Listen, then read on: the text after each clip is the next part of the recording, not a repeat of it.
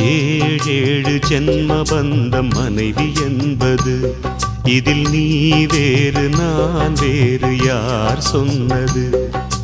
கல்யாணமே ஒரு தெய்வீகமே, சம்சாரமே அதன் சந்தோஷமே, ஒரு வான் நிலவும் பிரிந்து வாழுமா?